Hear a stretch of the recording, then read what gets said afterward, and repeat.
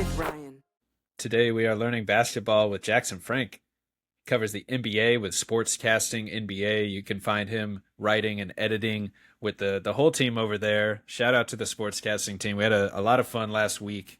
Matt, as in Ben, and Jack, of course, here on the Learning Basketball podcast, doing a little NBA team bet. It was a lot of fun. You got to check out last week's episode. We all did a group project kind of thing to kind of guess who we thought would be the best regular season teams, and we had some pretty wild results this first week. But that's what the first week of NBA basketball is what it's all about. There was a great tweet.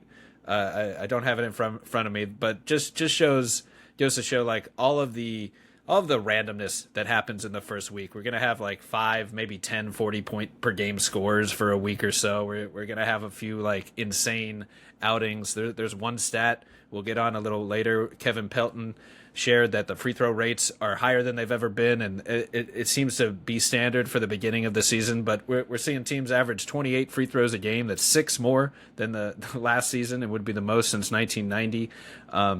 I guess leaking ahead, there's a little tease of some of our favorite opening week storylines, but there's so many to bounce to. Where are you at first, Jackson, and also how are you doing today? I'm doing well. Appreciate you having me on. In terms of where I'm at storyline wise, I don't know. It's so tough. I think to me, what jumps out the most so far would be probably the Spurs. Not just Wembanyama's dominance. We know how good Wemby is and how he's, I'm not surprised that he's a guy who could contend for the MVP this year if he continues the way he's playing, which I think he can. But how good Dylan Harper's looked, how good Luke Cornett's looked when he's been out there as kind of a second big or a backup big. How good Stephon Castle's looked. The turnover numbers, he's struggling with some of the pressure and he's getting to the free throw line a lot, but not really making a ton of them. But really nice downhill threat. The passings there. The Spurs just look like a team that could be a top 4 or 5 seed in the West this year, with just how good Wemby is, and they haven't even had De'Aaron Fox yet. I think there'll be some growing pains because he's barely played with Wemby because of their own respective injuries and absences the last 8 months or so since that trade went down last season. But they jump out to me a lot. The Bucks as well. We know how good Giannis is, but they're getting complimentary play from Ryan Rollins, Cole Anthony. Kuzma seems to be fitting a little better. You saw him defend Cat pretty well on Tuesday in that nice win.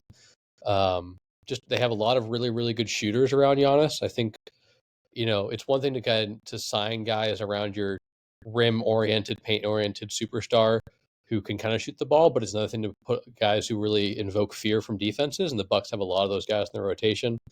AJ Green and Rollins have both been pretty good defensively as well, which I think is something they really need.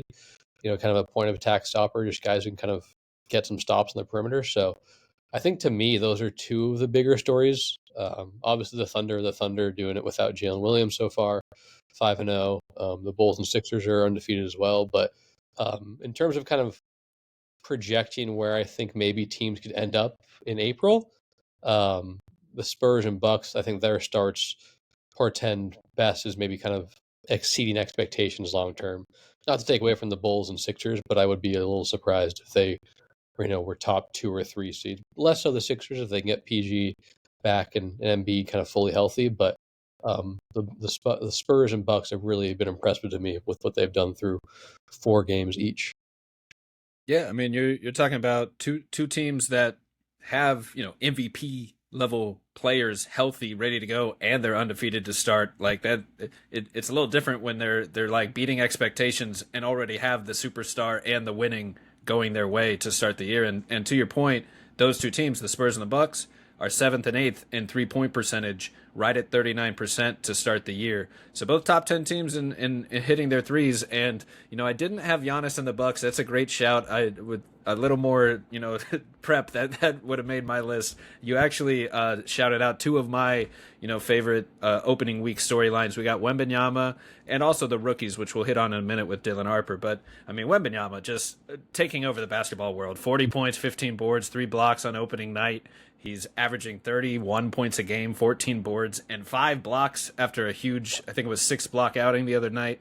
Shooting lights out, 36% on 3 threes, 80% free throws on 10 free throws, 68% true shooting to start the year.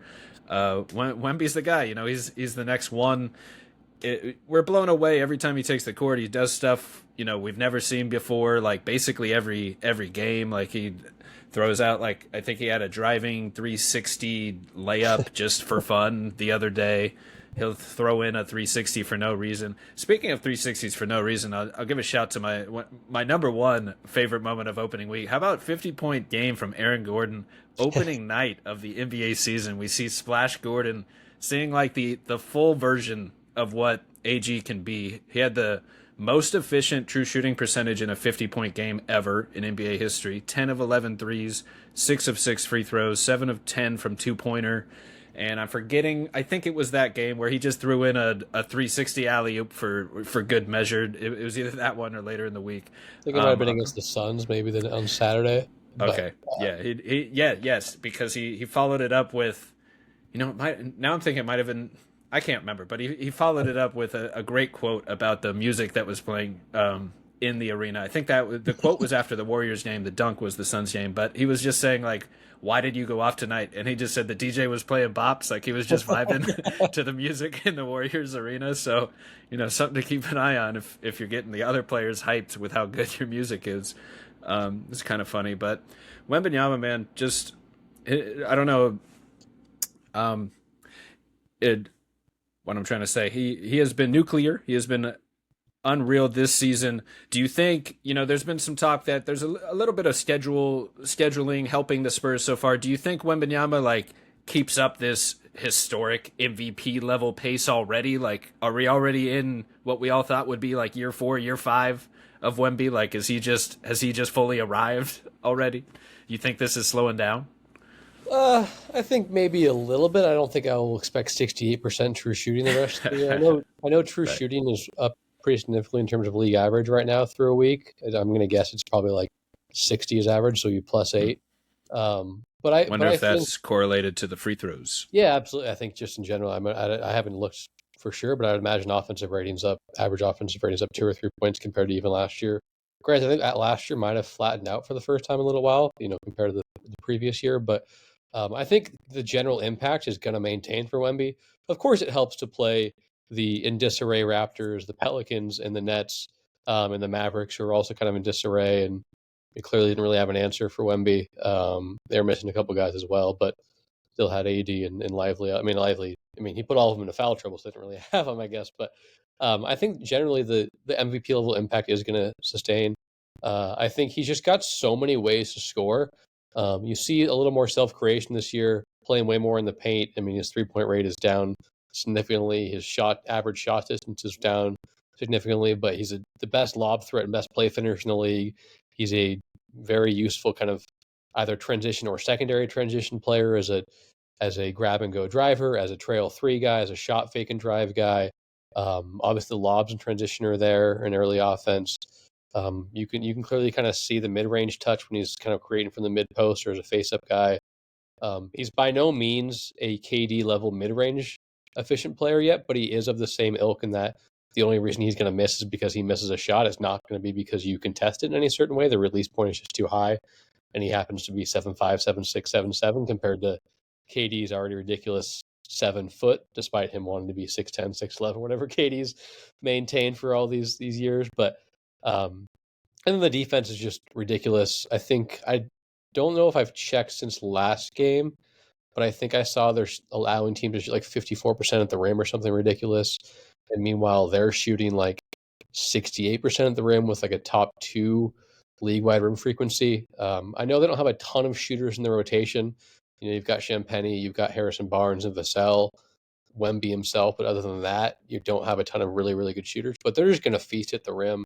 I might have talked about that a little bit in our preview, our win total expectations. But Wemby, Dylan Harper, Stephon Castle, they all live at the rim. Fox is a little bit more of a floater guy than a dominant rim finisher these days, but still going to get you paint touches once he's healthy again. So that offense, I think, is going to be pretty dang good all year. And the defense, I think, Vassell's looked better on that, and he's looked closer to kind of his rookie year self than prior years. Once he started getting a higher usage offensively, you saw him dip there. It seems like maybe an easier role on offense has allowed him to be kind of that off-ball wrecker we saw at Florida State more so with his length and instincts. So I mean, I would not be surprised if this is a team that's like top 10 in offense and top 12-ish in defense. I need to maybe look at some of the shooting luck they're getting on both ends before I make any definitive statements. But I think this is a team that could be a top 4 or 5 seed, and I think Wemby's MVP level impact is going to maintain, even if the efficiency comes down a little bit. But I don't think he's really doing anything that's like unbelievable for his standards. For the game of basketball, it's definitely unbelievable, but he is someone who kind of stretches the bounds of what we can expect a player to do on a night to night basis. So I expect the Spurs to, of course, not go 82-0, but to be a team that could win 45-50, I think is a completely reasonable expectation with how well their two young guards are playing, how well their MVP superstar is, and the contributions you're getting from the likes of Vassell, Champagny. Barnes has his flaws, but he's still a fairly useful scorer. And I think Cornette is a really, really good backup who can play alongside of Wemby because Wemby can kind of shapeshift however necessary in lineups. So I think that makes things really easy. But I really like this roster, and I know it was very kind of hip to say they were going to be really good this year, but I think through 4 games, despite the easy opponents, you're seeing why they should be fairly feared, at least a threat to kind of win a playoff series. I don't know if I can go deeper than that yet, but I think being a team that can vie for home court advantage is a really, really nice step in Wemby's third season, I guess his second full season that hasn't been uninterrupted, knock on wood. Yeah. Now I'm interested in hearing, which side of the line they fall on contenders versus pretenders that we'll get to a little bit later, because they seem like they're right in that realm, and I'm there with you. I mean, they're better than expected. Wembanyama has been, lights out to start the year, of course, like beyond anyone's expectation. And also, to your point, Dylan Harper, I think, has just been extremely solid out of the gate. Like he's lived up to the hype.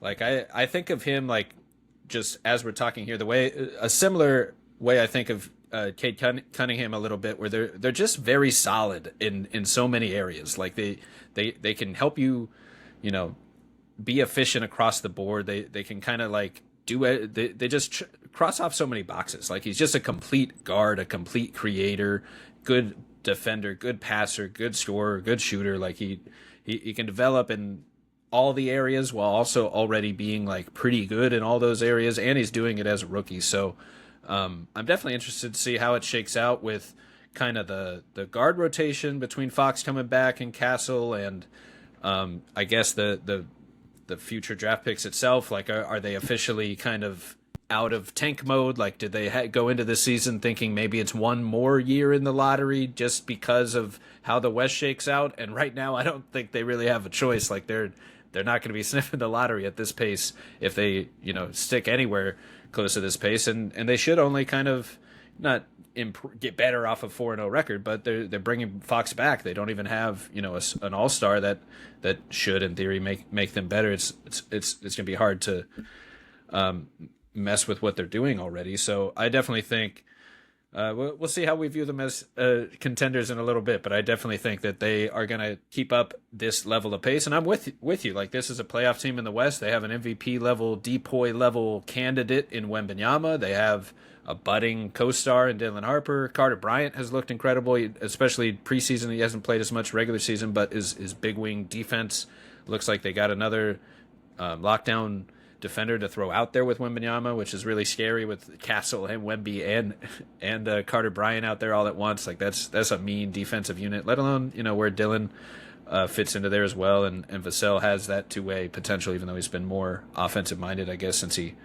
kind of got into the league. But yeah, the Spurs are legit. And to your other point with the Bucks, I like that shout, because they were a big controversial kind of team this year. Like they went through the whole thing with Dame. It didn't really work out. He got hurt, and it never really quite clicked to the point where like everyone thought on paper this could be the best pick and roll duo, including me. I thought it would be one of the best pick and roll duos we've ever seen, let alone in the league, and it just flat out just didn't really ever click. And I don't exactly know why. Maybe you have some thoughts there as well. It seems to me like they just could never get on that symbiotic relationship of not whose team it is, but maybe just like who should be kind of prioritized. Like, I don't know if Dame ever really like took that one B to to Giannis's 1A. But this in year 2, the pick and roll got better, but the results on the court just wasn't enough to win games. And to what you're saying, they decide, all right, if that didn't work, let's kind of blow that up completely. Bring in a lot of shooters around Giannis. They have this upgrade of sorts, or almost a 1-for-1 trade out with Brook Lopez and Miles Turner, where you're getting a very similar skill set at a younger age. Obviously, they gave up a ton to make that happen, but if that's what Giannis wanted, they made him happy. They got a defensive anchor for him to play with, who can spread the floor and hit the three. And, kind of like the old surround LeBron with shooters back in 2010s, if you're going to surround Giannis with shooters, it's a pretty decent recipe for at least some offensive success. And so far, it's been working. And I love the Cole Anthony fit for a lot of similar reasons. I liked the Damian Lillard fit on paper, but it's actually kind of working out with Cole so far. And maybe it's a little bit of expectations and just kind of finding their groove. But I'm happy for Cole Anthony to get this opportunity, a starter, getting to play pick and roll with Giannis. Like, that's got to be a dream opportunity for a player of his caliber. And it just really meshes well with his skill set. Like, he's a pick and roll guy. He wants to pass first and find Giannis as the roller, but he's not afraid to pull up for three at all and stretch the floor a little bit that way. So, and Ryan Rollins really playing well for them too. So good shout there. Yeah, I like the Cole Anthony fit too, because I think they're less reliant on his scoring than the Magic were. He didn't. I think he only shot 2 for 6 or 2 for 7 against the Knicks on Tuesday, but I thought he played a really good game offensively, kind of attacking gaps off the catch, a lot of diverse passing and playmaking to find guys open. Just like that, I feel like in Orlando, because they were so, kind of despondent in the guard position, they needed him to be a good scorer for his impact to really kind of be there on a night-to-night basis. And I think Milwaukee is less reliant on that because they have Giannis, who is, a top 3 or 4 offensive player in the league. Obviously, top 3 or 4 player overall, but just speaking offensively. And then Miles Turner hasn't shot the ball well yet, but I think, his mobility is a huge upgrade than Brook Lopez. I mean, they stashed him on OG Anunoby on Tuesday, and I think that's something you clearly could not do with Brook. He's not the mover he was maybe 2 or 3 years ago. He's added some weight to become a better offensive player, but he's still a much better mover than 2025 Brook Lopez. He's definitely like a solid mover for among all NBA centers. So I just like where I like kind of what their roster construction is like. I don't know how much I buy into their guard rotation from like a contention standpoint in the East, but I think what I've seen so far, I definitely was lower on them than I needed to be in the offseason.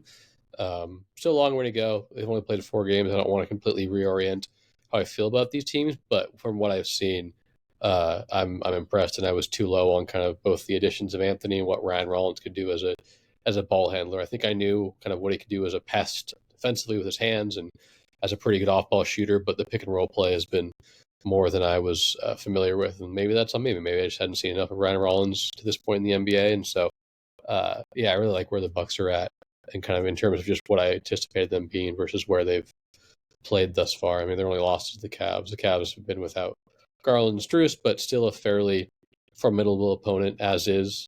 Not title contenders without those two guys, but a team that you can't just walk over still. So certainly not a bad loss to have that be your one blemish on the ledger thus far. I really like how the Bucks have looked, and Giannis just looks really determined to get downhill. I think I saw a stat that like his mid-range frequency is way down this year. You saw him last year kind of use that mid-range pull-up as a counter, and this year it feels like he's just going, all right, I'm just going to put my head down and get into your chest and dunk the ball on you, and that'll be that.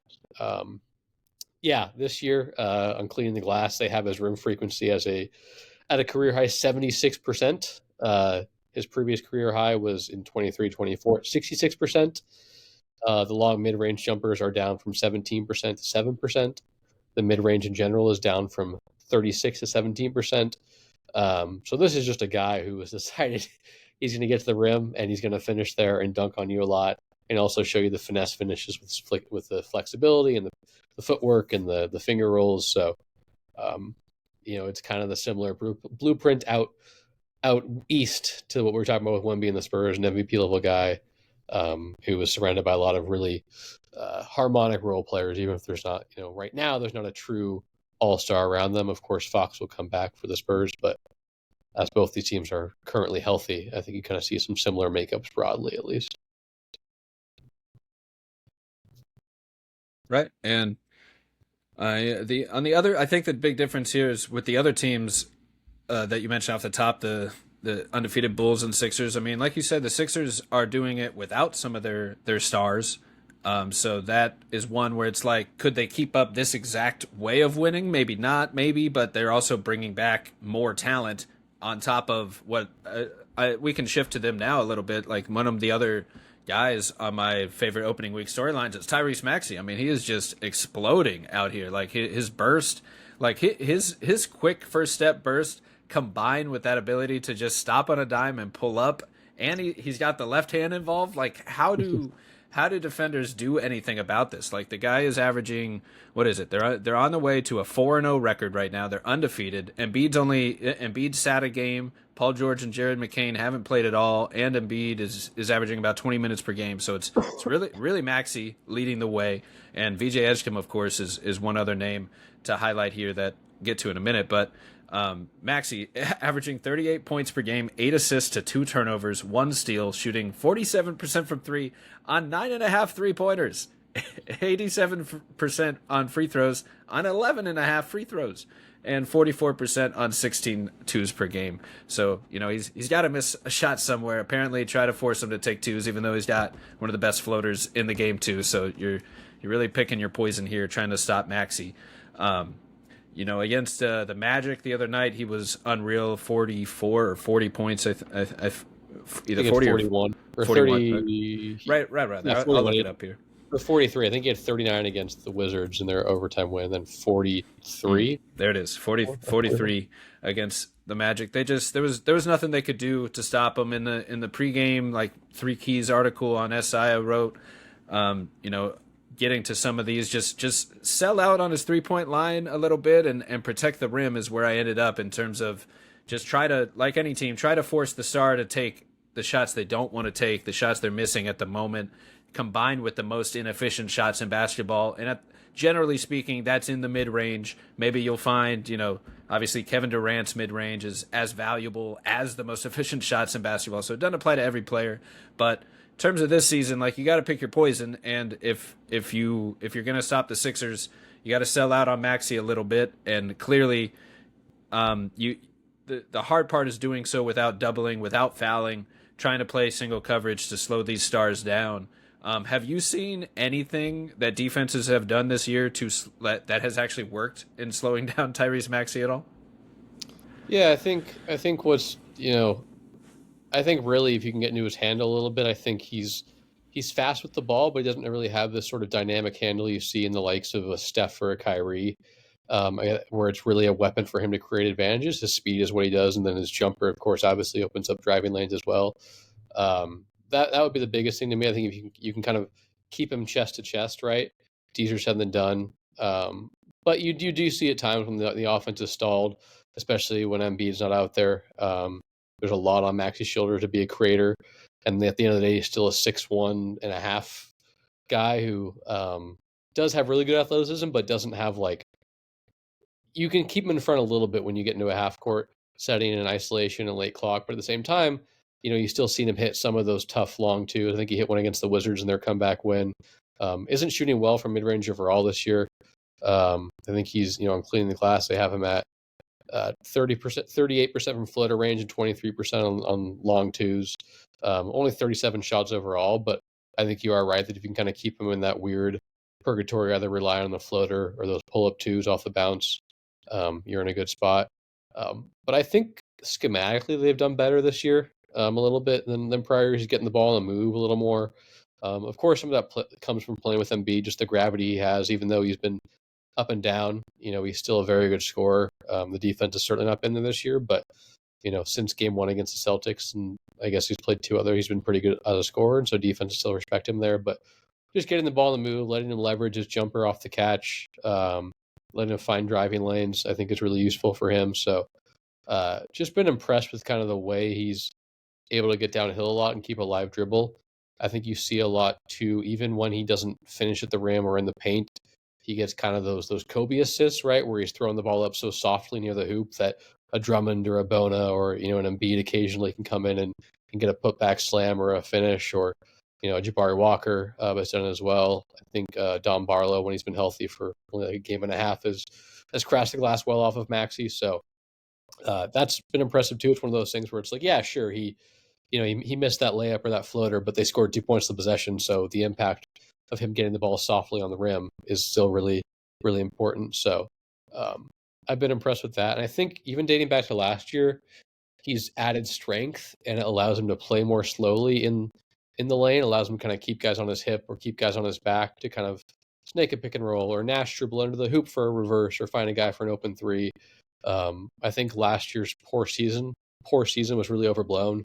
The added strength to make him more comfortable just operating from mid range. I don't know if it manifested in a better jumper from mid range, but just being more capable there, and the defense took a step up as well because of the added strength. So I think he's a guy where, yes, of course, you couldn't see this start coming for last year, but if you were watching a lot of those Sixers games, even when they weren't really worth prioritizing on a given night, you saw some steps forward from Maxey, despite the efficiency not being where it was, when he's playing alongside Embiid and Harden, which would be a ridiculous standard to hold anyone to, let alone a guy who I think is best served as a secondary kind of offensive star than someone who's on his own piloting a dominant offense. But through 4 games, he's been the guy, and the Sixers offense is pretty dang good. So we shall see. But, Yeah. How do you think the offense might adjust once the stars are back here? Like, do you think they just do they think after this strong start, are they more likely to kind of ride out Maxey as,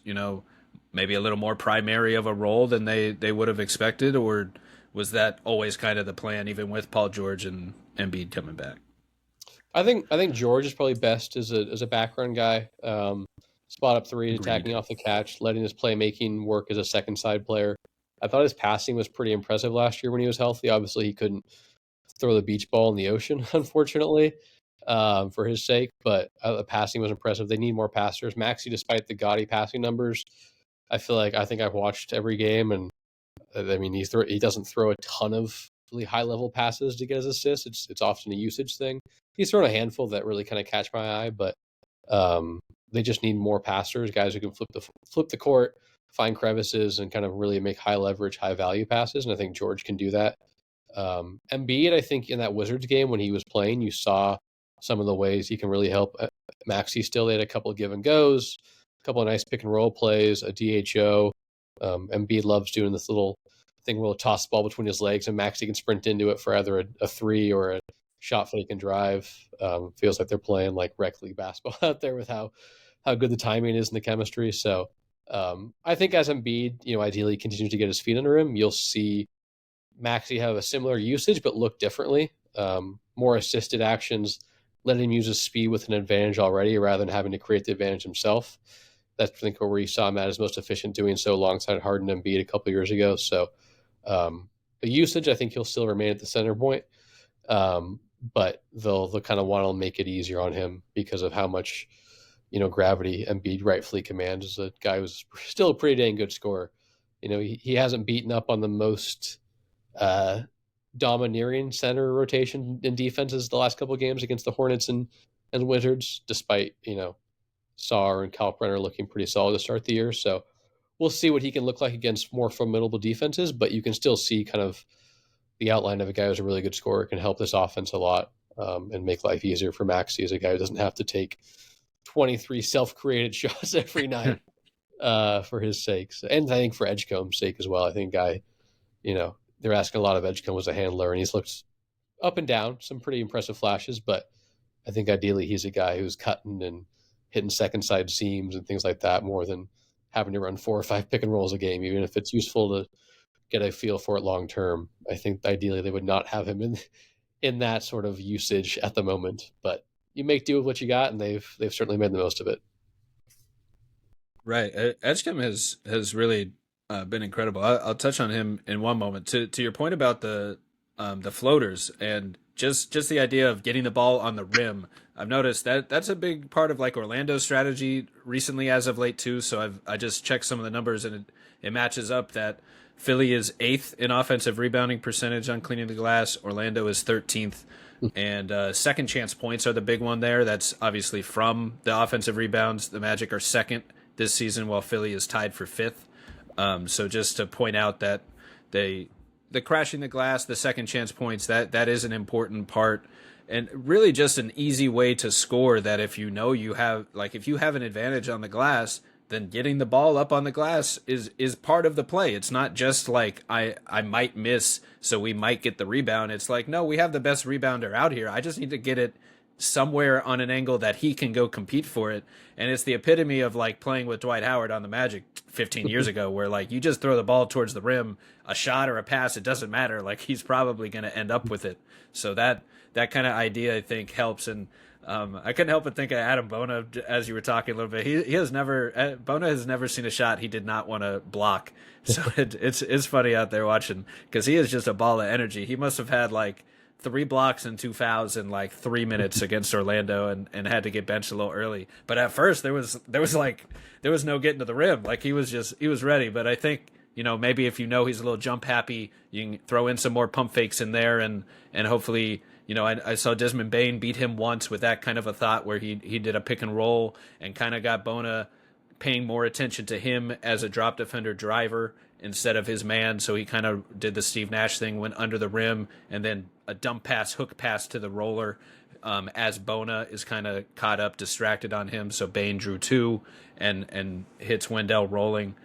So just want to give a little shout to Bona there. But on VJ, man, the rookies are actually kind of one of my other favorite headlines from opening week. And I just threw all the rookies in there because there's so many just playing great. VJ Edgecombe is the first one I really wanted to shout. And to your point, I don't think any draft people saw him playing this well right away, and he's doing a lot of it on ball and as a 3-point shooter. But to your point, I do totally agree. I think he's best as more of an ancillary guy, where his defense speaks for himself, and he does all the role player things at a stellar rate, from attacking closeouts, threatening the 3-point ball. But I kind of expected it to be more of a developing 3-point shot down the road, not like ready to go. And it's volatile. It's 3-point shooting. It's 4 games. It could be hot this week and bad the rest of the season. But like he's still doing it. Like he's showing up on the court and producing when called upon with the opportunity. So you got to give him credit where it's due. And I'm just really blown away. He always had the athleticism. Like I compared it a little bit to the Thompson twins. I think they have a little bit of an edge in terms of just overall athleticism. But let's just say uber athlete, like walks into the NBA as one of the top 5, top 10, like just pure athletes that the league has, in terms of that traditional athleticism of just running and jumping. And we can get in the nitty gritty of all the mental aspects of athleticism. But in terms of just his high flying ability, like his defensive instincts, he's a really incredible playmaking defender, and just really liked him as a prospect. So it's cool to see him just pop in. I really liked him with the fit with the Sixers. I kind of saw it more as a complementary fit to their stars, but it's been cool this week to see him have the opportunity, walk up and hit the shots and not knock down the shots when called upon.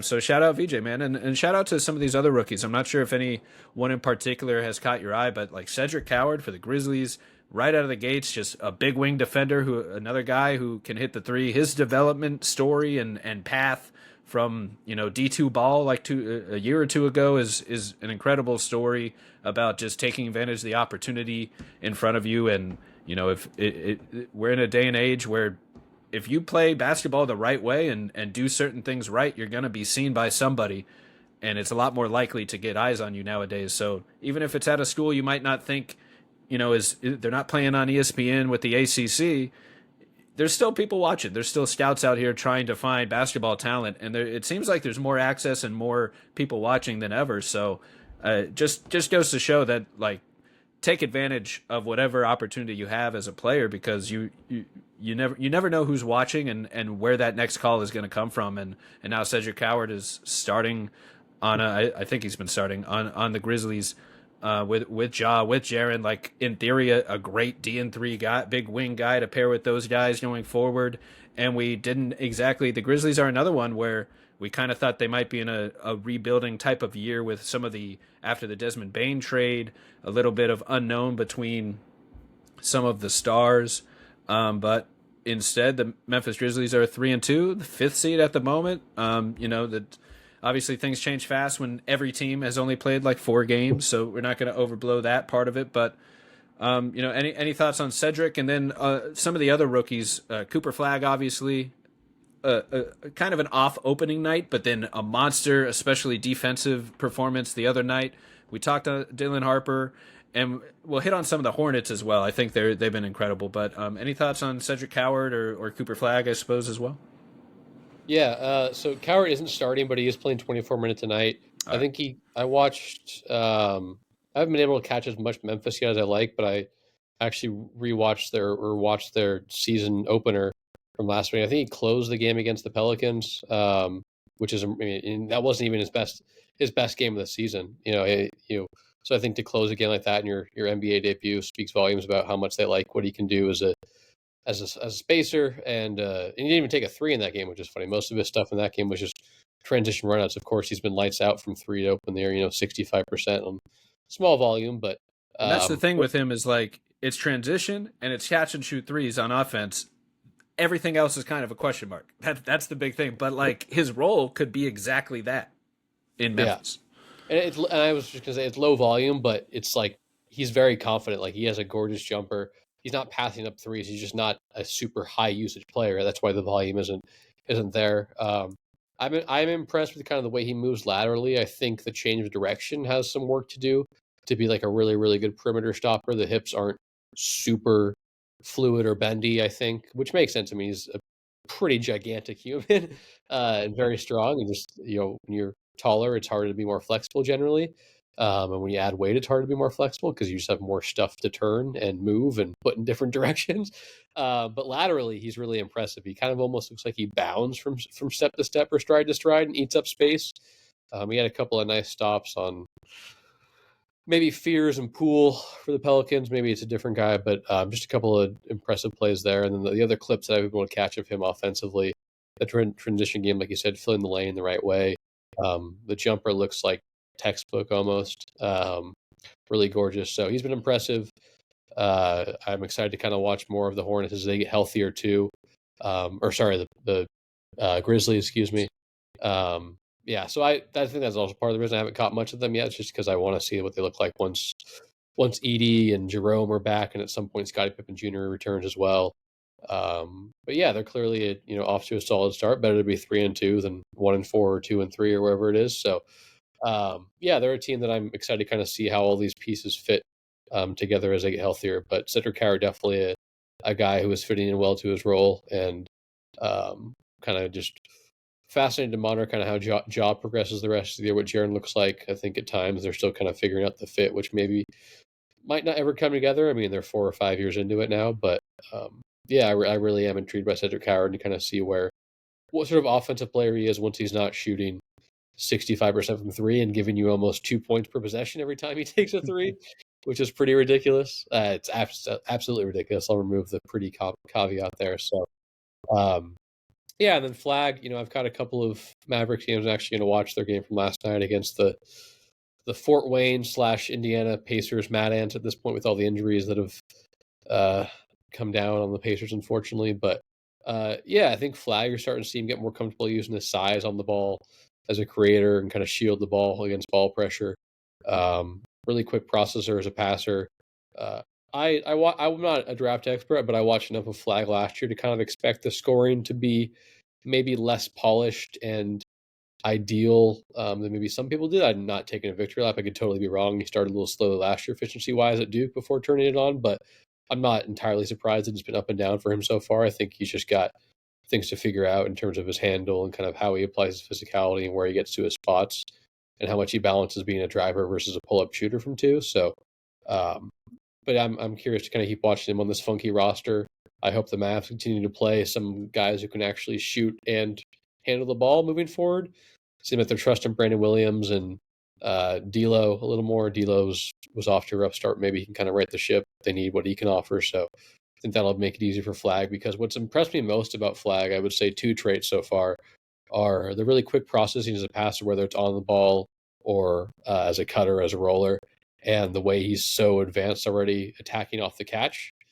His footwork and the way he finds angles, and he's such an explosive 2-foot leaper to really kind of finish at the rim. You've seen some transition dunks, but I think you also see that as a nice trait when he finds seams off the catch. So that's what's been most impressive to me about him so far.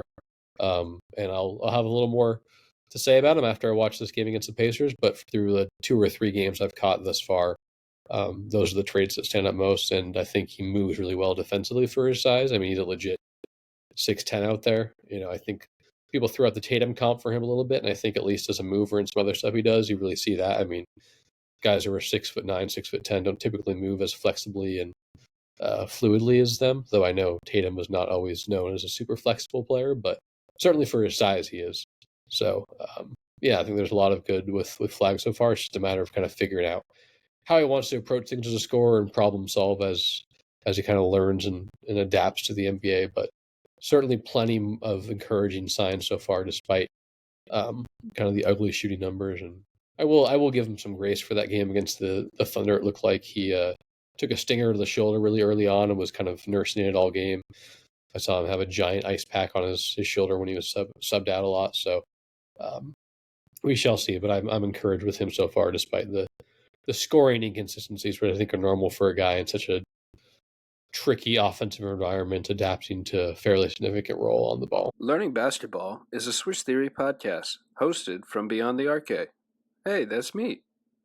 You can find my work on Twitter, YouTube, Substack, and check out the team's writing at theswishtheory.com. Totally agree with everything you just said. I'm glad you highlighted some of the concerns coming in and some of, let's say, maybe the issues with the roster at the moment, his current role as well. But like, I think it's totally about like perspective with Flagg, and it really comes down to like expectations and just kind of the way we talk about prospects. Like if I'm talking about a number 1 pick overall, with the expectations that go with that, with the potential, with just everything of like, you're going to be the guy for this team for the next 10 years. Like, there's a lot of expectations that come with that. And Flagg is still to this day one of the most complete prospects I've ever seen, from a scouting perspective, and now that he's in the draft. So I agree with a lot of what you said, that the defense, the mobility, the feel, the instincts, especially on that end, is otherworldly, and probably as complete of a defender, especially big wing defender, that I've seen. He does all the little things well that you would think make him the ultimate role player, but then he kind of keeps proving, I don't know if proving me wrong is the right way to say, but like he keeps impressing me or like beating the expectations I have for him. Like, I would say at Mount Verde, I projected him more of like a Andre Kurlenko type, but with a midi pull-up, or like filling the Aaron Gordon role today, or the Sean Marion role back on the Suns, like this defensive ace, big wing, super play finisher, connector. And he still is all those things, but he keeps flashing more and more skills that I just didn't necessarily see coming this fast. Like at Duke, his on-ball creation, I think, was very so impressive that it totally did a 180 in my mind of what I thought his potential could be. Like he just continues to show more and more that he can, like to your point on the passing, the feel, like he can create for others and read defenses extremely well. And the thing that always kind of held him back a little bit was, I think, just kind of what people think of as the bag, the handle bag, or the pull-up shooting bag.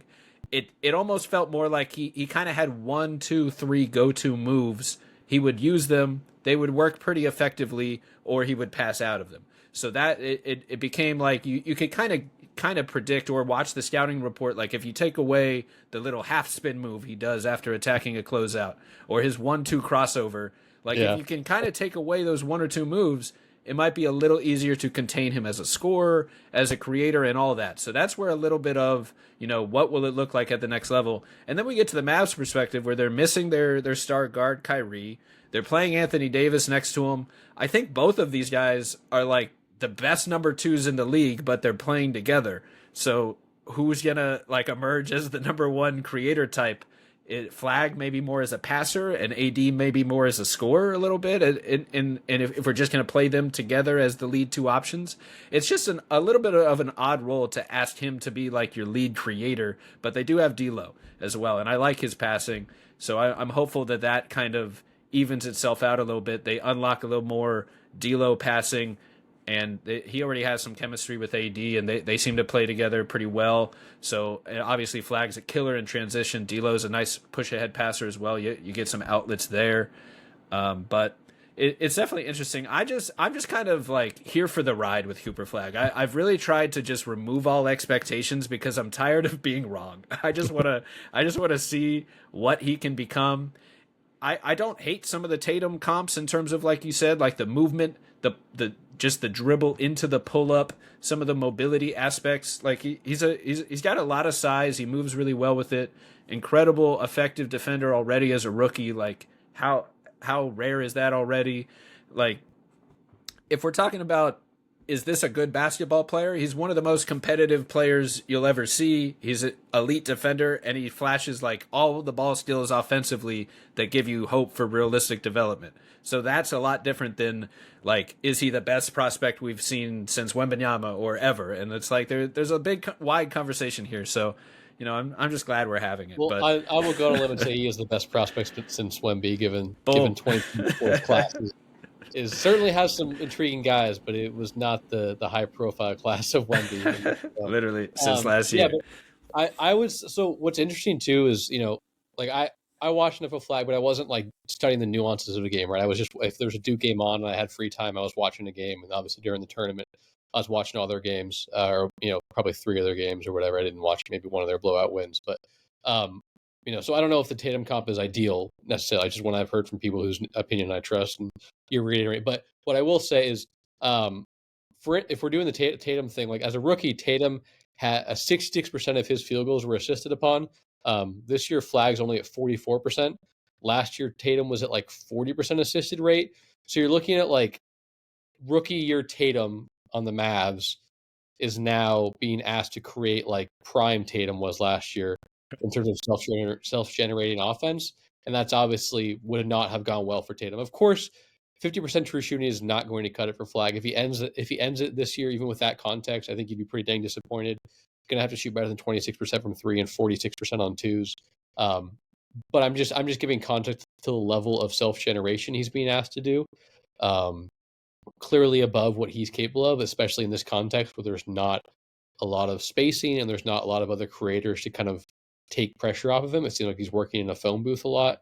But if that being said, he's just asked to do a lot, and I think it's above what he should be expected to do right now. But you've still seen a lot of encouraging things, and I hope the Mavs can continue to find a little more problem solving for him in the entire offense. Because as you mentioned, AD is certainly also not an ideal context. They're asking him to create a lot, and it's become a lot of pull up twos and catch and shoot threes, and those are not the formula I want for Anthony Davis shot profile wise. And hopefully Anthony Davis is okay. I think he left early with leg soreness against the Pacers on Wednesday. So, for his sake and the Mavs' sake, I'd like for them to be back. And I'm just curious to kind of see what, because the Mavs do have a funky, fun roster. I mean, there's talented guys. I don't know about fun, but it's a funky roster. There's talented guys, Lively, AD, PJ Washington's off to a really nice start. They're asking a lot of PJ as a creator and a kind of a guy who's a release valve a lot for high usage. So, I like what he's shown on that end so far. But I think there's a lot to be encouraged about with Flagg, but certainly some question marks for him to answer thus far as a scorer that are not being helped at all by Dallas's pretty poor offensive contact. Yeah, and I'm glad you brought up that comparison. I think that's a good way to put it with Tatum, and just kind of comparing their roles, like rookie versus now, because both are highly developed passers. And I think that maybe in some of the basketball language of it all, is what gets lost. Is I don't think of them, if I can word it right, I don't think of them as like the heliocentric creators where they're going to create the advantage on their own, and then that advantage results in a good shot for the team every single time down the floor. Kind of like if you're running 40 pick and rolls through Luka or Harden, that generally is the case. I'm not sure if that is the case with Tatum. It's obviously close. I will say, I think Tatum got to that point last Yeah. year. Obviously, he was in a great offensive environment with how good the Celtics were the last couple of years. Yeah. But even Tatum's first All-Star appearance back in, I think, 2019-20, he was not this level of ball-dominant player. And I think that's kind of where Flagg should exist this year. I feel like I'm almost just like taking these. I think I was listening to Jay Kyle-Man and Bill Simmons. They did like a rookie preview pod a couple weeks ago, and Bill Simmons was saying similar things. Maybe it's not ideal if I'm parroting on-court X's and O's takes from Bill Simmons, but he was saying, I think this was actually a sharp point that like maybe kind of rookie year or second year or third year Tatum was where Flagg should be offensively. But I agree, if that's kind of the way you're framing it, I totally agree that maybe you don't want Tatum spamming all these your Flagg spamming all these ball screens yet. Maybe in 2 or 3 years, which is a place that Tatum got to, but clearly a guy I think you want attacking more off the rip, as I mentioned, is one of his most impressive skills thus far to me. Yeah. To that point, like it's more that he's great at attacking closeouts already. Let's get him doing that versus he might not be quite, all NBA level creator today, but maybe it's coming down the line. And that is a good point on Tatum. I think it's an adjustment in my head that I credit a little bit of Boston's system and their spacing and personnel for some of that as well. Like it almost like goes together. Like did the assist numbers go up because you're surrounded by all this scoring talent that you all kind of naturally create more space for each other and get better looks for each other. I think that's a part of it, but that's also just a formula for winning basketball. Like it's almost like it can be just as good even if it's different. So it's not. So I'm interested to see where it goes because I do think Flagg will kind of get there as either the main guy or the secondary guy where you can run a lot of high volume offense through him. And I do think it will be mostly with a screen, kind of in the way that like Franz Wagner is super effective with a pick, whether it's a handoff or a pick and roll. Like those types of sets will probably be his ideal form. Because at the end of the day, I don't think his quick first step and I don't think his handle are the advantages that some of the other superstars have to create their shots and create advantage for others. And that he's basically elite at everything you ask a role player to do. So if you could kind of like put him in that role, play him off someone that demands the ball more. I always thought like playing with Trae Young would really maybe unlock his full game because he wouldn't be asked to create, but he could still get his own shot and make smart reads within it. So, I'm just, it's kind of like it can be anything at this point. Like he's just a ball of clay and can kind of be molded into whatever he wants because he has so many tools to work with. So this is a pro Flagg podcast. I just, we want to see kind of how high the potential can become because there's a lot of hype that comes with, frankly being probably the first white American superstar basketball player in quite some time. Like there's a lot of hype and a lot of everything that comes along with that on the men's side of basketball, of course, is what we're talking about here. But there's certain expectations that go with that, I think. And I will add about Flagg. I think, I agree kind of with the Franz comp in terms of kind of high usage. It'll be mostly through ball screens. I do think similar to what Tatum does now, you can get Flagg to a point where that size and strength will really be a weapon, especially in the mid post and against switches with the elbow and the nail. That's where Tatum is best as an ISO creator. You're not asking him to create on the perimeter as much as maybe a Luka or a Shea would, but I think kind of getting to the mid post with the nail, the elbow, and using their size and that mid range touch and the passing vision, I think is something you can really kind of see as a way they can create as high volume guys. And I think Franz, you see more and more of that the last couple of years. Just kind of using his size and maybe empty corner actions and whatnot, which is where I think Flagg can get to as well. So, really curious to kind of just see how he and Dallas and, where they find the best offensive usage and what kind of that kaleidoscope looks like long term. Because as you said, I think there's a lot of possibilities here. And One point just in his favor too. He's only shooting 50% at the rim. A lot of it is self-created, but I'm going to expect a guy with that level of length and size and vertical explosion, which is a little more in the open court than in small spaces, to shoot better than 50% at the rim this year. Yeah. So I think that's a reason for optimism that maybe that 2-point percentage could trend upward, even if it doesn't get to 58, 59 or anything like crazy this year, but certainly above 45, 46, whatever it's at the moment. So just another reason to be optimistic about him the rest of the year. And we're certainly optimistic about him throughout his career. Absolutely.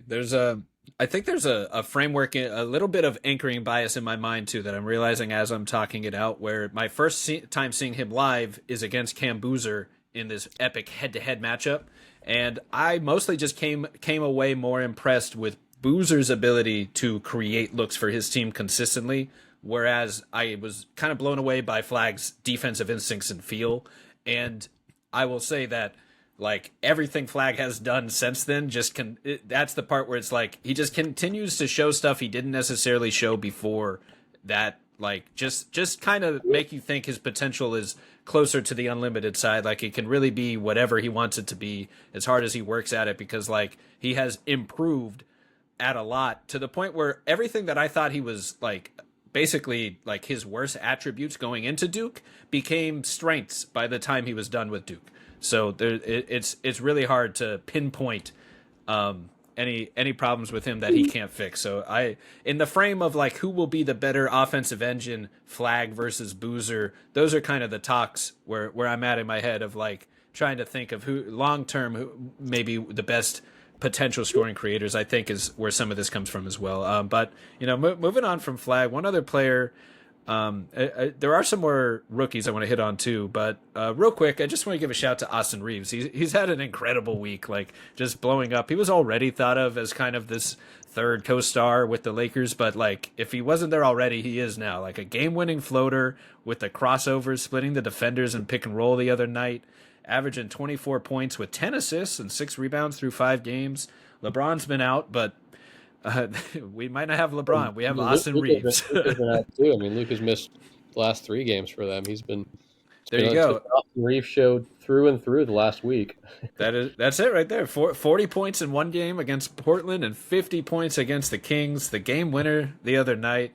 Shout out Austin Reaves, man. I don't know if you have any thoughts on him, but I just want to give him a shout, and also the Hornets, as we were talking about before. Knueppel sliding right in.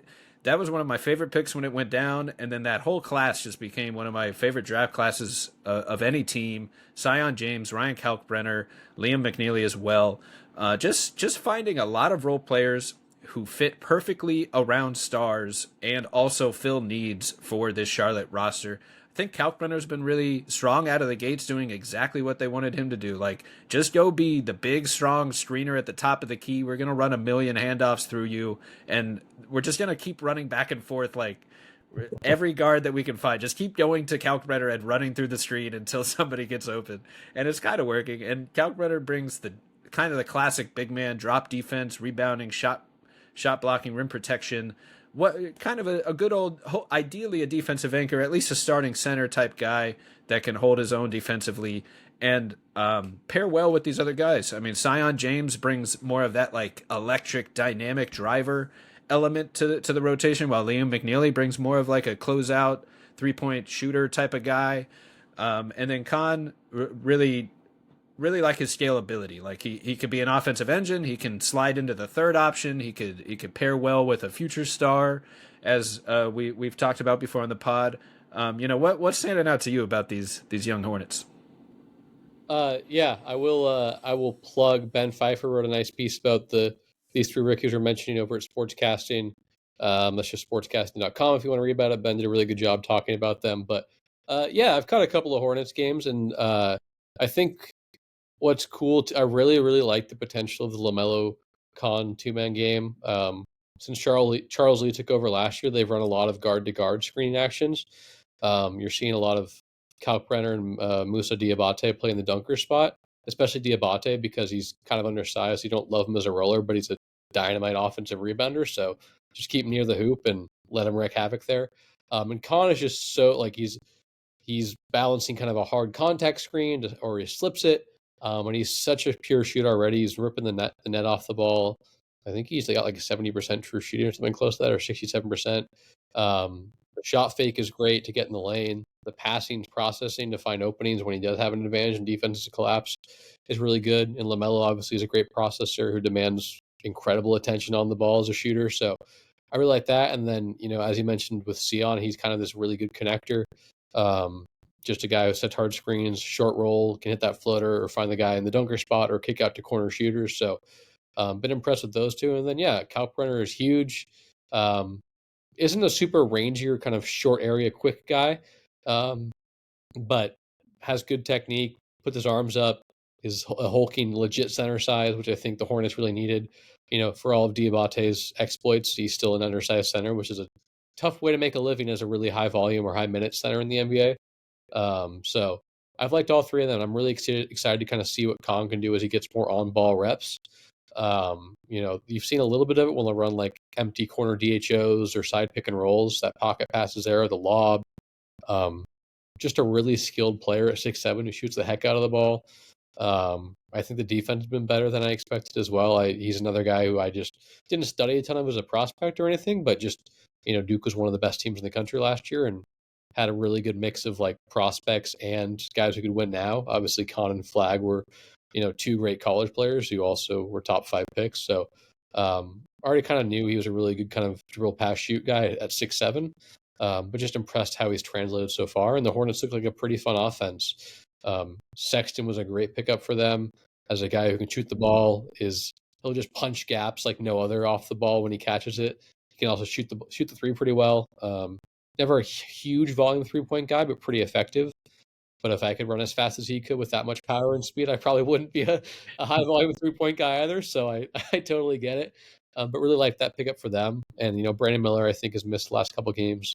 Hopefully he can get right here again. I think he has like a shoulder issue. I'm hoping it's not long-term. I haven't seen any formal updates, but I also haven't been totally plugged into the Hornets injury report. But those 4 guys, Sexton, LaMelo, Con, and Brandon Miller, is a really kind of fun and wide-ranging offensive backcourt/wing grouping. I don't know exactly what you want to call Con and Brandon Miller, but I really like that. And then, a lot of it too just comes down to kind of how healthy can LaMelo stay, how good of a 3-point shooter can he stay.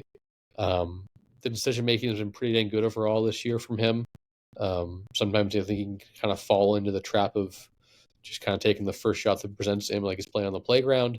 But this year I think it's been pretty good, and when the shots fall, it looks even better. So it all kind of revolves around LaMelo, just the blend of shooting and passing creativity and effectiveness really kind of make everything hum there. But when you have 3 really talented guys around him, and Sexton, Con, and Brandon Miller, who fill different gaps, it makes for a pretty dang exciting offense. And I think they're 5th in offensive rating so far this year, something like that. Might have been a little higher before they got obliterated by the Heat. But every game is going to swing these things pretty drastically when you've only played 3 or 4 or 5 contests through a week plus. So I really like what the Hornets have done with this draft class. I didn't know a ton about these guys beyond just catching a few games every now and then, but I think they all kind of fit good needs. And I would implore people for a more in-depth perspective to read Ben's piece on Sportscasting, because he is among the rare people who can find a way to do really, really good draft class and NBA analysis. He finds the time to balance it all. I think it's hard to do, and he has a nice perspective as a guy who scouted these players and now watches enough of them and watches enough of the NBA to know how they can fit well.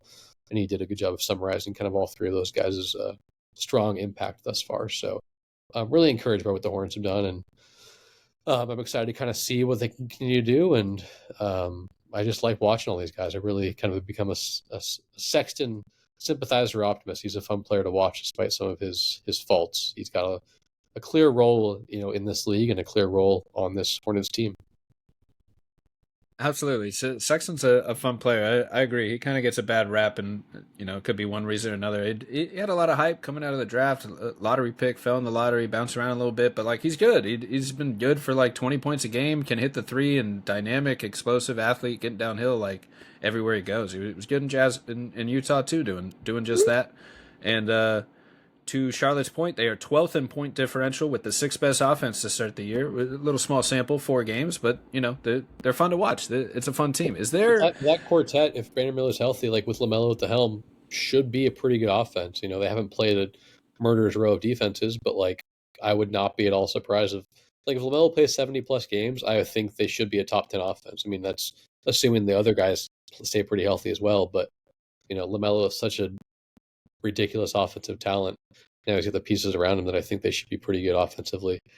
Defense, we'll see how that unit shakes out long term this season, but the offense should be pretty dang good. And they've got the pieces around LaMelo, and kind of like we were saying with Wemby and Giannis, to much different degrees. When you have a star, at least off. I mean, I would say LaMelo is a star, but an offensive superstar.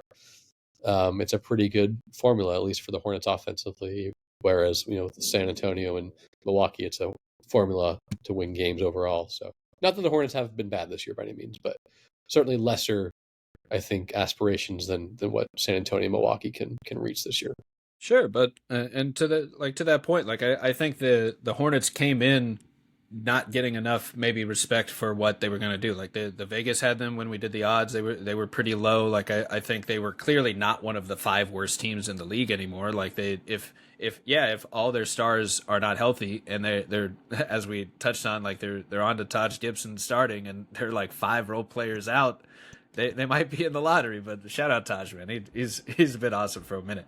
But when healthy, I was trying to find the actual season, but like we've seen LaMelo's team be successful when healthy, to the point of like contending for an 8 seed, to fighting for a playoff seed at the very least, and that wasn't with this level of personnel. Like they are young. I think they're I love what they did this summer. I would have said they're gonna beat expectations, maybe fight for a play-in seed, but that's kind of about where we're capping it. I wouldn't pick them to win a playoff series quite yet. I think they're very much on the right path towards that goal. Like I kind of thought they would be a few years away because of the youth and just how young this team is across the board. But if they're ready, they're ready. If they're playing hard, they're playing hard, and they're at the very least gonna score doing what they're doing. So that'll be cool to see where they end up. I do kind of project them to like be better than that range of like the Raptors and the Bulls, even though the Bulls are winning a lot right now. Like I just had them at the cream of the crop of that middling East pack at the moment. So I think they're living up to that. And they're going to get Grant Williams and Josh Green back at some point as well. I know that doesn't sound like world beaters, but when you're only competing for 40-ish wins, like those are 2 NBA level rotation players. And I think especially Grant Williams provides you a pretty fun look in the front court offensively. His ability to space the floor and kind of pass and set good screens. There's something there. Josh Green has kind of been a mercurial player throughout his career, but you can kind of see how he blends well with LaMelo offensively as a transition finisher and whatnot, connective passer. The defense kind of ebbs and flows, but I'm not saying those guys are worth like 10 combined wins, but they're like solid NBA caliber rotation players, which again, when you're talking about vying for the 7th, 8th, 6th seed, that's like a pretty useful couple of guys to have. So yeah, I totally agree. I think they're in a good spot. It just, it's so easy to say this, but it just comes down to whether LaMelo can stay healthy to an extent too. I mean, he's kind of the nucleus of that. I mean, he is the nucleus of that offense. They're going to be an offensive-minded team, and so if he can stay healthy, which I think everyone would hope he can. He's a wonderful talent and a really fun player to watch. So, but it just hasn't happened most of his career. I mean, I think he's almost in like, I don't think it's quite this dire because he's had at least 1 or 2 seasons where he's played pretty significant games, but he's almost like in that Embiid tier where it's like he's missed as many games as he's played in his career. So tough place to be when you're that talented and still pretty young and you're on a team that doesn't have a lot of infrastructure around you. But I think overall they're in a good spot to, if LaMelo stays healthy, to really challenge for maybe 40-ish wins. And I will plug another one of my writers, Matt Issa, wrote a piece over the offseason about why he thinks the Hornets could be better than people anticipate. It's early, of course. They've only played, I think, 4 games.